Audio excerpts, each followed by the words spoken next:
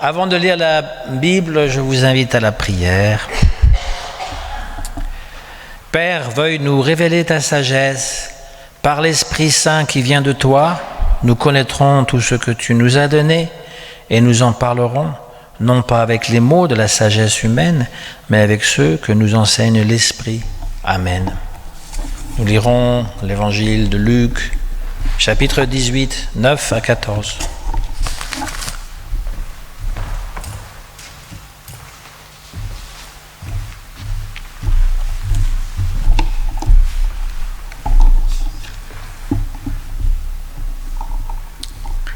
Certains croyaient être justes et ils méprisaient tous les autres. Pour eux, Jésus raconte cette histoire. 2 hommes vont au temple pour prier. L'un est pharisien, l'autre est employé des impôts. Le pharisien se met devant. Voici comment il prie dans son cœur. « Mon Dieu, je te remercie parce que je ne suis pas comme les autres. Ils sont voleurs, injustes, adultères. Et je te remercie parce que je ne suis pas comme cet employé des impôts. Je jeûne 2 fois par semaine, je te donne le 10e de tout ce que je gagne. » L'employé des impôts reste derrière. Il ne veut même pas lever les yeux vers le ciel. Mais il se frappe la poitrine pour demander pardon et il dit « Mon Dieu, aie pitié de moi. Je suis un homme pécheur. » Jésus ajoute « Oui, je vous le dis. L'employé des impôts rentre chez lui et Dieu le considère comme injuste. Ce n'est pas le cas du pharisien. En effet, celui qui veut être au-dessus des autres, on lui donnera la dernière place. Et celui qui prend la dernière place, on le mettra au-dessus des autres.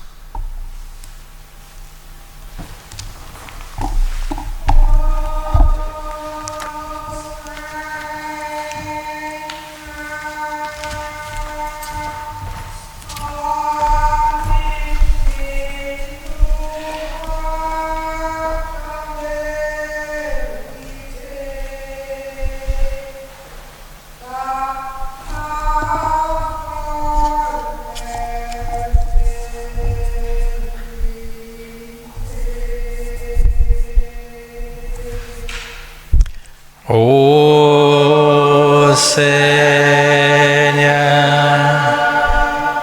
sanctifie-nous par ta vérité.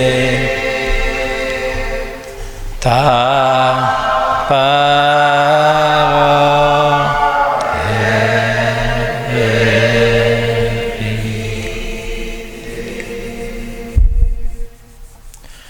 La traduction de la Bible dans le français courant, comme on vient de l'entendre, a ce mérite d'être assez clair. Mais malheureusement, ça enlève un petit peu. Ça enlève un petit peu la beauté du texte ou les façons qu'on est habitué à l'entendre, parce qu'il ne s'agit pas de la première place et de la dernière place. Il s'agit, ceux qui s'élèvent seront abaissés et ceux qui sont abaissés seront élevés. Voilà, c'est un peu une petite nuance, n'est-ce pas? Toujours est-il que lorsqu'on entend cette parabole, on peut avoir l'impression, en tout cas pour moi c'est comme ça, d'assister à une pièce de théâtre.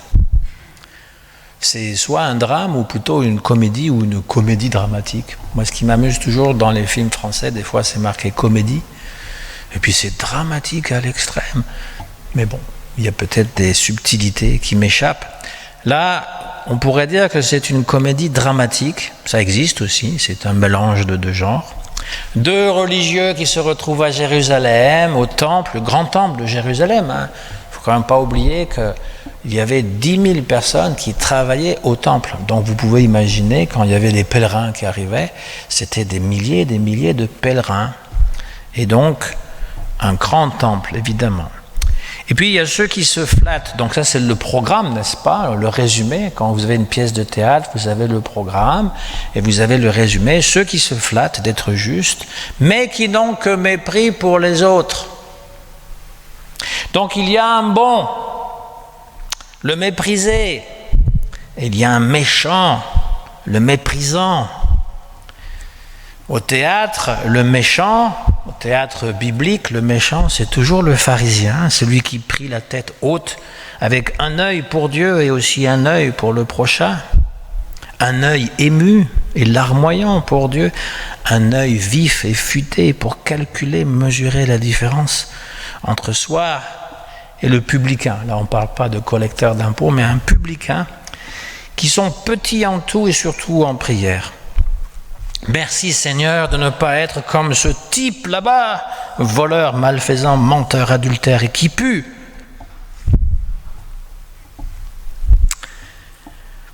Alors, être un pharisien, littéralement en araméen, ça veut dire être séparé, être distingué, quelqu'un de bien né, de cultivé, qui appartient à la haute société. C'est le bourgeois gentilhomme, vous savez, M. Jourdain, qui faisait de la prose sans le savoir, par ma foi. Il y a plus de 40 ans que je dis de la prose sans que j'en suce rien. On n'utilise plus ces conjugaisons. La vie était comme une pièce de théâtre, ça c'est Shakespeare qui le dit, qui est un petit peu le pendant britannique de notre Molière. Nous c'est la langue de Molière, eux c'est la langue de Shakespeare. Mais il y a dans plusieurs de ces pièces, la vie est un théâtre. On crie, on hurle un petit peu sur la scène et puis on s'en va, on ne nous entend plus. Il y a une tirade comme ça dans Shakespeare. Et donc ici, c'est un vrai théâtre. On nous montre même les coulisses, l'envers du décor, parce que d'habitude on ne voit que le spectacle, le spectaculaire, mais là, Jésus nous met dans les pensées, en tout cas du pharisien. Il pense en lui-même. Heureusement, je ne suis pas comme lui. Il aurait pu dire en aparté, vous savez, au théâtre, il dit tout fort ce qu'il pense tout bas. Mais toujours est-il que, c'est un cas classique. Nous sommes les bons, eux sont les méchants. Nous détenons la vérité. Nous sommes dans le vrai, nous sommes du côté de la justice et de la bonté. Et l'autre, évidemment, c'est tout le contraire. Évidemment. Mais alors, la question qu'on pourrait se demander, ce pharisien était-il vraiment mauvais? Est-ce mauvais de jeûner 2 fois par semaine? Est-ce mauvais de donner la dîme, 10% de ses revenus? Ça nous arrangerait bien, nous, comme Église, 10% des revenus de chacun, ça nous arrangerait bien quand même. Est-ce que vraiment il fait preuve de mauvaise piété? Et est-ce que ce n'est que de l'hypocrisie de la part de ce pharisien? Je dis cela parce que nous avons de la hauteur face à ce texte et nous nous rangeons dans la conclusion qui a été dite. Celui qui s'élève sera rabaissé. Donc là, c'est lui qui s'élève, le pharisien, donc il sera rabaissé. Et nous hâtons de condamner le pharisien et de considérer l'autre, le péager, comme un bon prieur. Alors voyons un peu du côté du péager. Tout semble un peu outré chez lui. C'est un excellent acteur. Il sait prendre des attitudes théâtrales. Il se frappe la poitrine avec gémissement, il gémit. Et c'est pas en lui-même, c'est tout, on peut l'entendre. Lui, il passe pas inaperçu. On l'entend jusqu'au fond de la salle. Donc c'est vraiment du théâtre, une mise en scène. Pour peu, on l'applaudirait. Il est vraiment un bon acteur. À voir les choses ainsi, il n'est pas si sûr de démêler le bon du mauvais parmi ces deux personnages. N'est-ce pas celui qui est présumé bon, qui joue le mieux la comédie? Et nous qui avons lu le résumé avant d'assister au spectacle et qui connaissons la fin, celui qui s'abaisse sera élevé, qui s'élèvera sera abaissé, on connaît la morale de l'histoire, On pourrait aussi se demander, n'est-ce pas le péager bien abaissé, théâtralement abaissé, n'est-ce pas lui qui vole la vedette, on va dire, à l'autre, en jouant l'humilité qui va lui valoir d'être élevé. Jésus d'ailleurs le dit, celui-ci, le péager, retourne chez lui dans sa maison, justifié et non l'autre. Si nous nous identifions avec le héros de l'histoire, c'est-à-dire le péager, eh bien, on va se dire, j'ai l'approbation du maître, je suis le bon, l'autre, le mauvais, le méchant. Et c'est là que c'est une pièce de théâtre.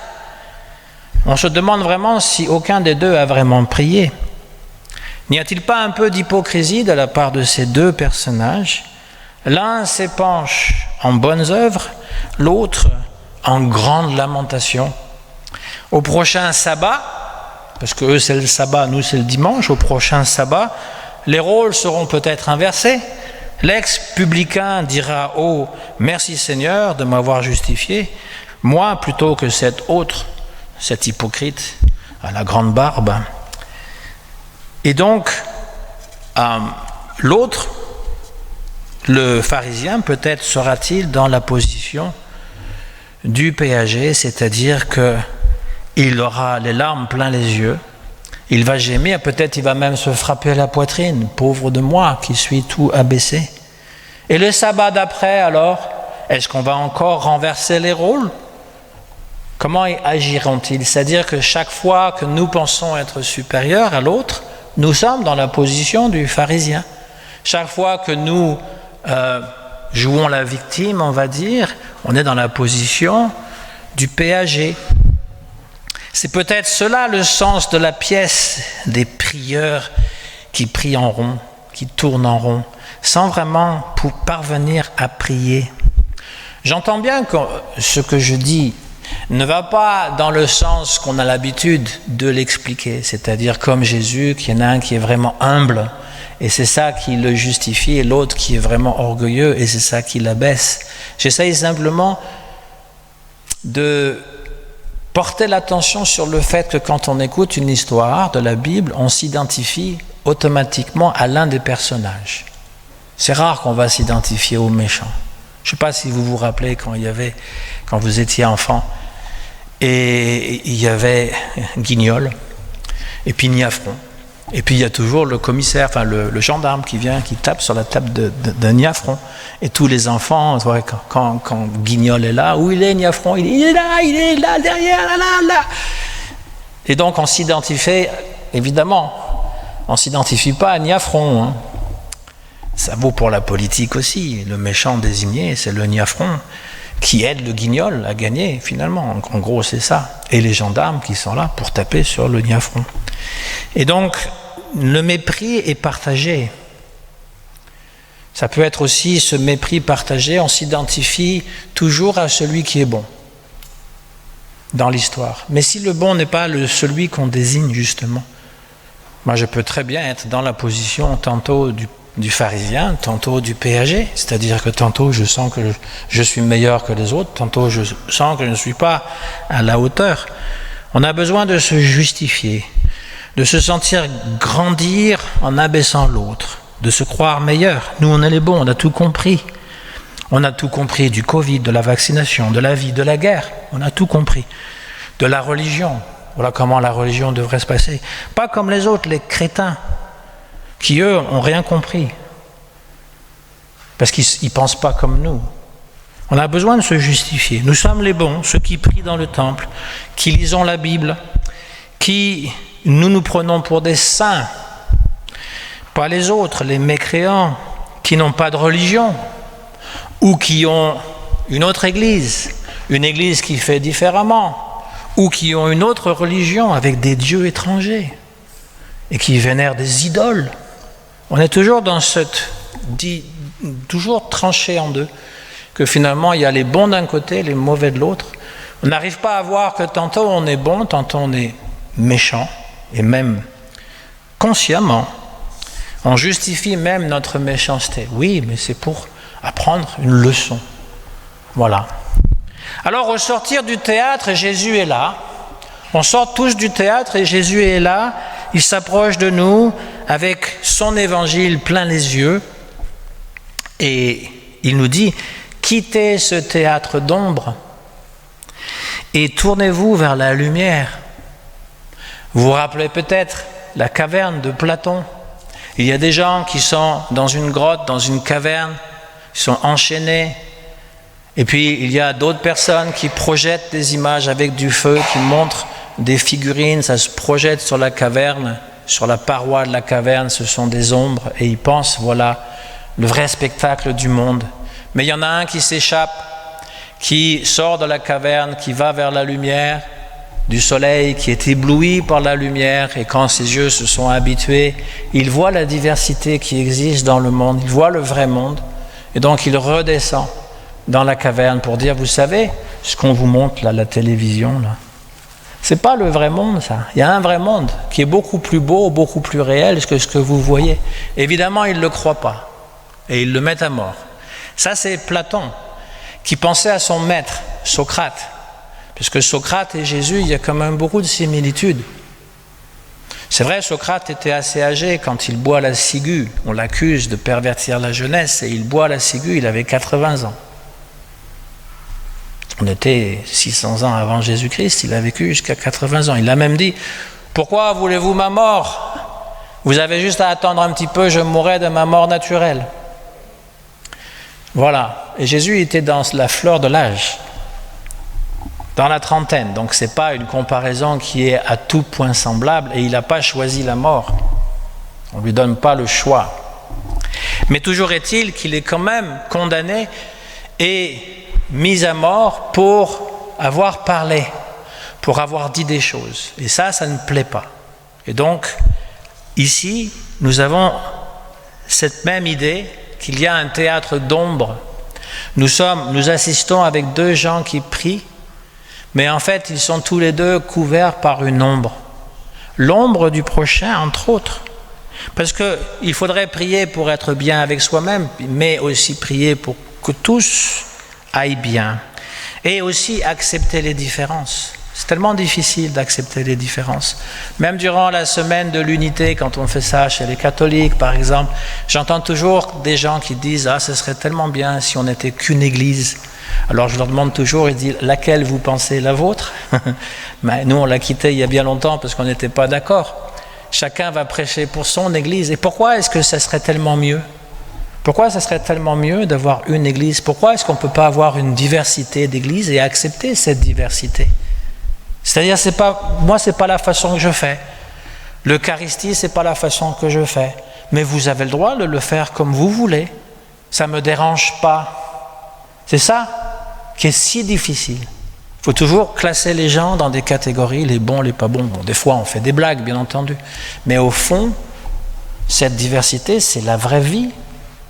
Et quand on prie, eh bien, on prie pour soi, on prie pour les autres, on ne prie pas pour les convertir, on ne prie pas pour que les méchants deviennent bons ou qu'ils meurent, je ne sais pas trop quoi. On prie pour que finalement tout le monde soit heureux, et nous-mêmes inclus, évidemment. Et si tout le monde priait de cette façon-là, il n'y aurait pas cette division entre le pharisien et le péager. Ce serait juste deux frères qui prient côte à côte. Et c'est ce qui arrive d'ailleurs quand vous allez à Jérusalem. Devant le mur de lamentation, vous avez des juifs, vous avez des chrétiens, vous avez toutes sortes de différentes dénominations. Il n'y a pas les musulmans, bien sûr, mais ce que je veux dire, c'est que les chrétiens prient côte à côte avec les juifs sans que ça pose problème.